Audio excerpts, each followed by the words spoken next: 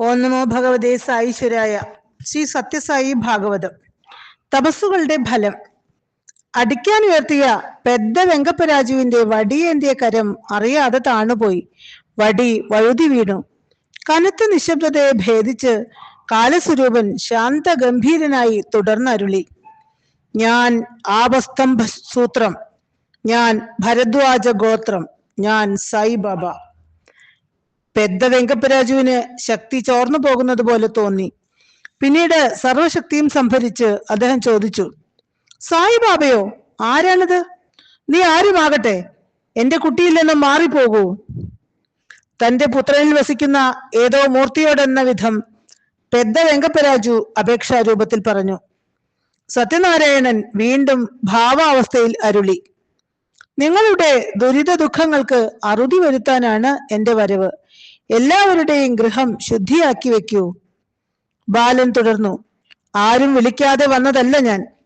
നിങ്ങളുടെ വെങ്കാവധൂതന്റെയും നിരവധി പുണ്യാത്മാക്കളുടെയും തപസ്സിന്റെയും പ്രാർത്ഥനയുടെയും ഫലമായിട്ടാണ് ഞാൻ വന്നത് തന്നെ. വെങ്കാവധൂതൻ! ആ നാമം കേട്ട് ഒരാൾ രോമാഞ്ചം കൊണ്ടു. കൊണ്ടമ്മരാജു. ആ വൃദ്ധന്റെ മിഴികൾ നിറഞ്ഞൊഴുകി, തൊണ്ടയിടറി. നൃത്തമാടാൻ തോന്നി അദ്ദേഹത്തിന്. സ്മൃതിപഥത്തിൽ അവധൂതന്റെ പ്രവചനങ്ങൾ ഒളിമിന്നി. ശ്രീനാരായണൻ അവതരിക്കും, നീ കാണും, താലോലിക്കും, ആനന്ദിക്കും. സത്യനാരായണ രാജു താൻ ആരെന്ന് വെളിപ്പെടുത്തിയിരിക്കുന്നു. വെങ്കപ്പരാജു അപേക്ഷാസ്വരത്തിൽ തിരക്കി. ഞങ്ങൾ ഇനി എന്തു ചെയ്യണം? എന്നെ എല്ലാ വ്യാഴാഴ്ചയും പൂജിക്കുക. സായിബാബ. ഗ്രാമം ഈ പേര് ആദ്യം കേൾക്കുകയാണ്. ഏതോ മുസ്ലിം പേര് പോലെ തോന്നി വെങ്കപ്പരാജുവിന്. ഗ്രാമീണരിൽ പലർക്കും ഭയവും ഉണ്ടായി. എങ്ങും കേൾക്കാത്ത ഒരു പേര്. ആരായിരിക്കും ഈ സായിബാബ? ആരാണെങ്കിലും എന്തിന് ആ മൂർത്തി സത്യനാരായണന്റെ ശരീരത്തിൽ കയറിക്കൂടി?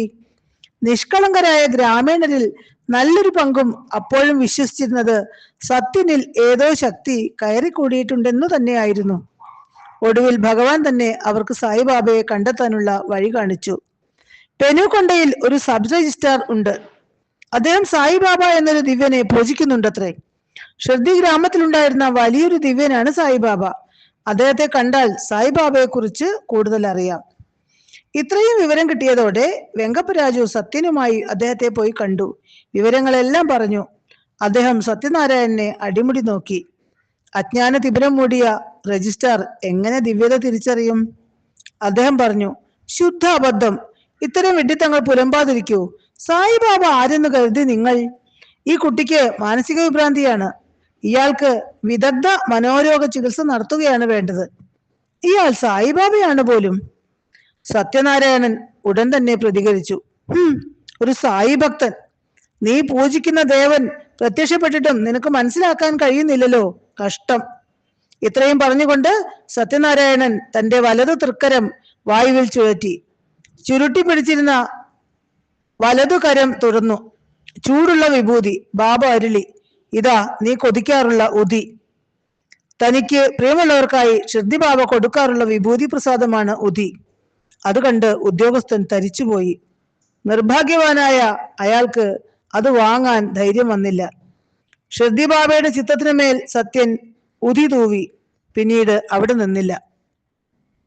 പുട്ടപർത്തിയിലെത്തിയ സത്യനോട് ഒരു വ്യാഴാഴ്ച പലരും തിരക്കി. നീ സായിബാബയാണെന്ന് പറയുന്നത് കേട്ടു. ആരാണ് ഈ സായിബാബ? സായിബാബയാണെങ്കിൽ ഞങ്ങൾക്ക് മനസ്സിലാകും വിധം ഒരു തെളിവ് തരൂ. സത്യൻ പുഞ്ചിരിച്ചു.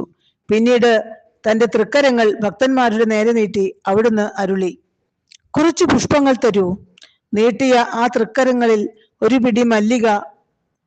പിടി മല്ലികപ്പൂക്കൾ ഒരു ഭക്തൻ കൊടുത്തു. ഇതാ ഞാൻ ആരെന്നുള്ളതിന് തെളിവ്. പ്രേമസ്വരൂപൻ തന്റെ തൃക്കരത്തിലിരുന്ന പുഷ്പം താഴേക്ക് വിതറി. ഹാവോ! നിലത്തു വീണ പൂക്കളുടെ കിടപ്പ് കണ്ട് എല്ലാവരും അറിയാതെ പറഞ്ഞുപോയി, സായിബാബ. തറയിൽ വീണ പൂക്കൾ തെലുങ്ക് ലിപിയിൽ സായിബാബ എന്ന് വിന്യസിക്കപ്പെട്ടിരുന്നു. കാണികൾ സ്തബ്ധരായി നിൽക്കെ സത്യൻ പുഞ്ചിരിയോടെ മെല്ലെ നടന്നു. കാലം ത്വരിതഗതിയിൽ വിഭുവിന് ലീലയാടാനുള്ള കളമൊരുക്കുകയായിരുന്നു. ഈശ്വരാമ്പയിലും ചില മാറ്റങ്ങൾ വന്നു. ഒരു ദിവസം അവർ സുബ്ബമ്മയോട് പറഞ്ഞു, സുബ്ബമ്മ, ഞാനൊരു കാഴ്ച കണ്ടു. എന്താണത്? സുബ്ബമ്മ ആവേശത്തോടെ തിരക്കി. അത് സ്വപ്നമോ നേരിട്ട് കണ്ടതോ എന്നുകൂടി ഇപ്പോൾ തിട്ടമില്ല. സത്യൻ എന്റെ മുന്നിലെത്തി, താടി വെച്ച വൃദ്ധനായ ഒരാളെ പോലെ. ഒന്ന് നിർത്തിയിട്ട് ആ അമ്മ തിരക്കി, ഇനി അതാണോ സായിബാബ? സുബ്ബമ്മ മറുപടി ഒന്നും പറഞ്ഞില്ല. ഈശ്വരാമ്പ അപ്പോഴാണ് മറ്റൊരു കാര്യം ഓർത്തത്. അവർ അതും സുബ്ബമ്മയോട് പറഞ്ഞു. സുബ്ബമ്മ, സത്യൻ പലപ്പോഴും ഒരു വൃദ്ധനായ ഫക്കീർ വന്ന് അവനെ ഭക്ഷണം കഴിപ്പിച്ച കാര്യം പറയാറില്ലേ? ഒരു പക്ഷേ എന്റെ ദർശനത്തിലുണ്ടായ ആ ഫക്കീർ അതുതന്നെ ആയിരിക്കുമോ? ഒന്ന് മൂടാൻ മാത്രമേ സുബ്ബമ്മയ്ക്ക് കഴിഞ്ഞുള്ളൂ. ആലോചനയിൽ മുഴുകി സുബ്ബമ്മ മെല്ലെ പറഞ്ഞു, എന്തായാലും നമ്മുടെ കുഞ്ഞ് ദിവ്യൻ തന്നെ. എനിക്ക് അവനെ കാണുന്നത് പോലും ആനന്ദമാണ്. ആ പൂവുടയിൽ തൊടുമ്പോഴേ ആനന്ദ കണ്ണീർ പൊഴിയും. എന്റെ വൃന്ദാവന കണ്ണനാണ് സത്യൻ. എനിക്ക് തെളിവായി എന്റെ ഈ അനുഭവം മാത്രം മതി. ദിവസങ്ങൾ കഴിഞ്ഞു. സത്യനാരായണൻ പഴയതിനേക്കാൾ ഊർജ്ജസ്വലനായി തുടങ്ങി. വ്യാഴാഴ്ച ദിവസങ്ങളിൽ ഭജനയും ആരതിയും നടത്തുന്നുണ്ടെങ്കിലും വീട്ടുകാർക്ക് അല്പം ആശ്വാസം തോന്നി. സമയം കിട്ടുമ്പോൾ വിജനമായ കുന്നിൻ ചെരുവിലൂടെ കൂട്ടുകാരും ഒരുമിച്ച് സത്യം നടക്കും. ചിലപ്പോൾ അതിഗഹനമായ മൗനത്തിലാണ്ട് കുന്നിൻ മുകളിലെ പാറയിലും ചിലപ്പോൾ ഗുഹയിലും ഇരിക്കുന്നത് കാണാം. ഓം തത്സത്.